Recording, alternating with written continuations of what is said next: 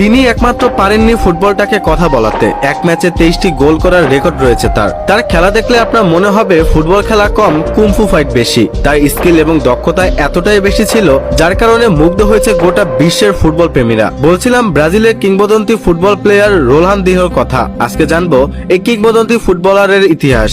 Ronaldinho নামটি শোনেননি এমন ফুটবল প্রেমী খুঁজে পাওয়া দুষ্কর। সর্বকালের সেরা ড্রিবলার, অন্যতম সেরা এই ফুটবলার তার ক্যারিয়ারে প্রায় সবকিছুই জিতেছেন, কিন্তু জিততে পারতেন আরো অনেক কিছু। হতে পারতেন ইতিহাসের সেরাদের সেরা। বিখ্যাত ফুটবলার ম্যারাডোনা বলেছিলেন রোনালদিনহো একমাত্র ফুটবলার যিনি পারেননি একমাত্র ফুটবলটাকে কথা বলিয়ে ছাড়তে। এছাড়া সবকিছুই করেই দেখেছেন তিনি। সর্বদা হাস্যোজ্জ্বল মানুষটি নিজের খারাপ অভ্যাসের কারণে অল্প সময়েই হারিয়ে গিয়েছেন লাইমলাইট থেকে। সর্বশেষ 2020 সালে যেতে হয়েছে প্যারাগুয়ান জেলেও। আজ বলছি রোনালদিনহো গাউচেকে নিয়ে।